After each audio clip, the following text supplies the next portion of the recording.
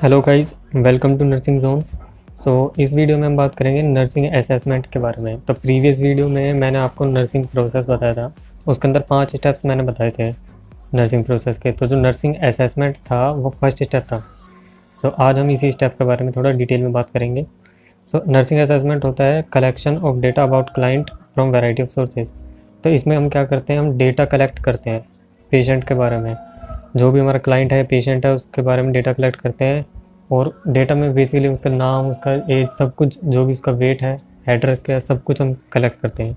Purpose क्या होता है नर्सिंग असेसमेंट का? पर्पज़ ये होता है to gather information about client health, कि हम क्लाइंट की हेल्थ के बारे में इंफॉर्मेशन जो है गैदर करते हैं कि क्लाइंट की तबीयत कैसी, मतलब क्या क्या उसे प्रॉब्लम्स है। Next is organise collected information. तो हम कलेक्टेड इन्फॉर्मेशन को ऑर्गेनाइज करते हैं, मतलब अच्छे से उसे मैनेज करते हैं। Next is to frame nursing diagnosis. तो इसमें हम नर्सिंग असेसमेंट हम इसलिए करते हैं ताकि हम नर्सिंग डायग्नोसिस अच्छे से कर पाएँ, क्योंकि नर्सिंग डायग्नोसिस जो है वो सेकंड स्टेप होता है नर्सिंग प्रोसेस का, और नर्सिंग असेसमेंट फर्स्ट स्टेप होता है। तो जब हम नर्सिंग असेसमेंट अच्छे से करेंगे तभी हम नर्सिंग डायग्नोसिस अच्छे से बना पाएंगे। To identify health problems. तो जो भी हेल्थ प्रॉब्लम्स पेशेंट के हैं उनको आइडेंटिफाई करने के लिए हम नर्सिंग असेसमेंट बनाते हैं। Types of nursing assessment. तो कितने टाइप के असेसमेंट होते हैं हमारे पास?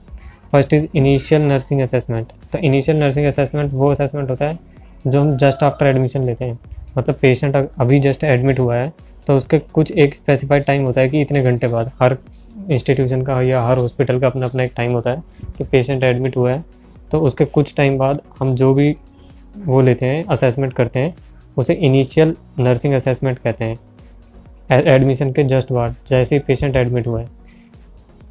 Next is problem focused assessment. Problem focused मतलब हम इसमें एक पर्टिकुलर एक प्रॉब्लम को देखते हैं, है ना। कोई भी एक स्पेसिफिक प्रॉब्लम होती है उसे आइडेंटिफाई कर लेते हैं, जो भी हमने असेसमेंट में फाइंड किया। अभी हमने इनिशियल असेसमेंट में मान लीजिए किसी भी एक फीवर को मान लीजिए, है ना, तो हमने फीवर को असेस किया। तो उस स्पेसिफिक प्रॉब्लम को जब हम बार बार चेक करते हैं, जैसे एग्जांपल में देखो, hourly checking of vital sign for of fever patient. तो जो फीवर पेशेंट है उसके वाइटल साइंस को हम चेक कर रहे हैं बार बार, हर घंटे। तो हम एक फीवर को फोकस कर रहे हैं यहाँ पर। तो यहाँ पर हमने एक डिजीज़ को फोकस किया है, इसलिए इसे कहते हैं problem focused assessment. Next, emergency assessment. Emergency assessment वो असेसमेंट होता है वो उस कंडीशन में लेते हैं हम जब पेशेंट को जो है मतलब जान का खतरा होता है, मतलब थ्रेटनिंग सिचुएशन में, लाइफ थ्रेटनिंग सिचुएशन है उसकी। मान लीजिए किसी पेशेंट को चोकिंग हो रही है ना, उसके गले में कुछ अटक गया है, चोकिंग हो रही है उसे बहुत ज़्यादा। तो हम क्या करते हैं, हम तुरंत उसका असेसमेंट करते हैं, उसके एयरवे का, कि उसके चोकिंग क्या फंसा हुआ है, गले में कुछ फंसा हुआ तो नहीं, निकालते हैं एक बार, सांस क्यों नहीं आ रहा है, उसका ब्रीदिंग स्टेटस जो होता है वो चेक करते हैं। तो ये सब एमरजेंसी असेसमेंट में आता है। Next, time lapsed assessment. Time lapsed assessment वो होता है कि वो असेसमेंट जो हम कुछ महीनों बाद करते हैं। जैसे कि मान लीजिए आपको अभी कोई प्रॉब्लम हुई थी, आपका हेल्थ प्रॉब्लम हुई कुछ, तो वो सही हो गई, लेकिन उसके बाद 1 महीने बाद हम दोबारा टेस्ट कराते हैं ताकि चेक करने के लिए कि हेल्थ स्टेटस अब आपका कैसा है, तो पहले से कितना आपका इम्प्रूवमेंट हुआ है या नहीं हुआ है, वो चीज़ चेक करने के लिए जो हम रीअसेसमेंट करते हैं उसे टाइम लैप्स्ड असेसमेंट कहते हैं। नेक्स्ट इज, अब हमने कहा डेटा हम कलेक्ट करते हैं नर्सिंग असेसमेंट में। तो डेटा जो होता है 2 टाइप का होता है, एक होता है सब्जेक्टिव डेटा, एक होता है ऑब्जेक्टिव डेटा। तो सब्जेक्टिव डेटा वो डेटा होता है जो पेशेंट खुद आपको बताएगा, वो पेशेंट ही बता सकता है सब्जेक्टिव डेटा जो होता है, क्योंकि पेशेंट जो फील कर रहा है वो चीज़ें वो आपको बताएगा, वो आप देख के नहीं बता सकते कि पेशेंट क्या फील कर रहा है ना। It is apparent only to the patient concern. तो जो भी पेशेंट है वो ही बता पाएगा। जैसे फीलिंग ऑफ पेन, इचिंग, मतलब कहाँ उसे दर्द हो रहा है, उसे इचिंग हो रही है, खुजली हो रही है, या जो भी है वो पेशेंट ही बता सकता है, सब्जेक्टिव डेटा जो होता है। ऑब्जेक्टिव डेटा वो होता है जो ऑब्जर्वर ऑब्जर्व कर सकता है, तो वो नर्स हो, ऑब्जर्वर या डॉक्टर हो, कोई भी हो, तो वो ऑब्जेक्टिव डेटा वो होता है। जैसे ब्लड प्रेशर चेक करना, तो ब्लड प्रेशर आप खुद चेक कर सकते हो, उसमें आपको पेशेंट से पूछने की ज़रूरत नहीं है कि आपका ब्लड प्रेशर कितना है, आप जाओगे और आप जाके चेक कर सकते हो। बॉडी टेम्परेचर चेक करना। तो नेक्स्ट हमारे पास आता है कि डेटा के सोर्सेज क्या होते हैं। अभी हमने टाइप्स बताया, subjective and objective. Next, sources क्या होते हैं डेटा के। डेटा के सोर्सेज, पहला क्लाइंट, सबसे पहला क्लाइंट खुद होता है। क्लाइंट से अच्छा कोई डेटा नहीं बता सकता, क्योंकि क्लाइंट सबसे अच्छा डेटा बता सकता है आपको अपने बारे में। क्लाइंट से बेहतर कोई नहीं जानता, पेशेंट से बेहतर कोई नहीं जानता कि डिजीज़ उसे क्या है, उसे क्या क्या प्रॉब्लम्स हैं, वो पेशेंट सबसे ज़्यादा अच्छे से बता सकता है। तो सबसे चीप सोर्स यानी सबसे इम्पोर्टेंट सोर्स डेटा का जो होता है वो क्लाइंट खुद होता है ना। अगर क्लाइंट बहुत ज़्यादा इल नहीं है, तो अगर मान लीजिए क्लाइंट अनकॉन्शियस है ना, या फिर बच्चा है कोई, वो यंग नहीं है, वो बता ही नहीं पा रहा है ना, या कम्युनिकेट नहीं कर पाता पेशेंट आपसे, तो उस केस में अगर पेशेंट कम्युनिकेट नहीं पा रहा है तो वो अलग बात है, लेकिन अगर वो कर पा रहा है तो क्लाइंट से ही पूछा जाए सबसे पहले, पेशेंट से खुद। Next, family, relatives and friends. तो जो भी उसके फैमिली मेम्बर्स हैं, रिलेटिव्स हैं, फ्रेंड्स हैं, या जो भी उसे जानते हैं अच्छे से, वो क्लाइंट के बारे में कुछ इन्फॉर्मेशन आपको बता सकते हैं। जैसे उसका बिहेवियर कैसा है घर पे, है ना, वो उसका मतलब सही से बात करता है या नहीं है, उसकी तबीयत कैसी थी पहले, तो वो सारा डेटा फैमिली, रिलेटिव्स या फ्रेंड्स आपको बता सकते हैं। Next is health personnel. Health personnel होते हैं नर्सिस, फिजिशियन, सोशल वर्कर या फिजियोथेरेपिस्ट या डॉक्टर्स भी हो सकते हैं। तो सभी होते हैं, मतलब जैसे मान लीजिए कोई किसी डॉक्टर से उस पेशेंट ने इलाज कराया अपना, तो वो डॉक्टर आपको उस पेशेंट के बारे में बता सकता है कि भाई इसे ये प्रॉब्लम्स थी, इसकी ये हेल्थ प्रॉब्लम थी, हमने ये ट्रीटमेंट चलाया। तो हेल्थ पर्सनल आपको बता सकता है, डेटा दे सकता है पेशेंट के बारे में। Next is medical records. Medical records वो रिकॉर्ड्स होते हैं जो क्लाइंट का जो भी प्रीवियस रिकॉर्ड रहा है अभी तक, मतलब क्लाइंट ने प्रीवियस क्या क्या दवाइयाँ ली हैं, उसे क्या क्या प्रॉब्लम्स हुई, है ना, तो वो नर्सेज प्रोवाइड कर सकते हैं। क्योंकि एक हम डेटा, जब भी हम किसी पेशेंट को क्योर करते हैं, उसका मेडिकेशन चलता है, तो उसका एक डेटा रिकॉर्ड कर लिया जाता है। तो वो रिकॉर्ड्स अगर हम देखें तो हमें पता चल सकता है कि क्लाइंट का बिहेवियर कैसा था, मतलब वो सही से कवर कर पा रहा था अपने आप को या नहीं कर पा रहा था, सही से उसकी अपनी हेल्थ उसका क्योर हो रहा था या नहीं हो रहा था, या उसने क्या क्या दवाइयाँ ली, है ना, उसे पहले बीमारियाँ क्या क्या चली हैं, उसकी एलर्जीज़ क्या क्या थी, है ना, किस चीज़ से एलर्जी है, तो वो सब चीज़ें आपको रिकॉर्ड में पता चल जाएंगी। Next is other records and reports. Other records and reports वो होते हैं जैसे लैब टेस्ट होता है,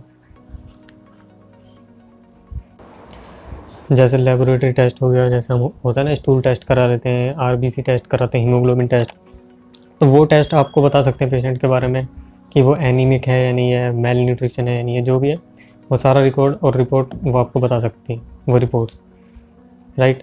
सो नेक्स्ट अब हम बात करते हैं मेथड्स ऑफ डेटा कलेक्शन। तो डेटा कलेक्ट करने के कुछ मेथड्स होते हैं। First is observation, interview and then examination. So observation क्या होता है कि जो भी हम डेटा अपने सेंसेस को यूज़ करके कलेक्ट कर रहे हैं, वो डेटा कलेक्ट ऑब्जर्वेशन के मेथड से करते हैं। जैसे विज़न, हम देख के पेशेंट को बता सकते हैं, जैसे मान लीजिए पेशेंट को ब्लीडिंग हो रही है बहुत ज़्यादा, है ना, तो हम देख के बता सकते हैं कि हाथ में ब्लीडिंग हो रही है या पैर में ब्लीडिंग हो रही है ना।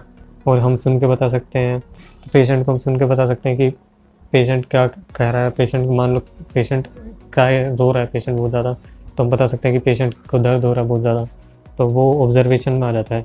Next is interview. So interview क्या होता है, एक प्लान्ड कम्युनिकेशन होता है। प्लान्ड कम्युनिकेशन मतलब हम पेशेंट के साथ कम्युनिकेट करते हैं, एक कॉन्वर्सेशन करते हैं, बातचीत करते हैं किसी एक पर्पज़ से। हम इसलिए करते हैं ताकि हम पता कर सकें कि पेशेंट का एक्चुअल में प्रॉब्लम्स है क्या, है ना। जब आप डॉक्टर के पास जाते हैं तो डॉक्टर आपसे पूछता है कि आपको क्या क्या प्रॉब्लम्स हैं, कब से हैं, क्यों है, आपने कुछ खाया था पहले या नहीं खाया, तो ये एक तरह का कम्युनिकेशन होता है। So this is kind of interview. Next is examination.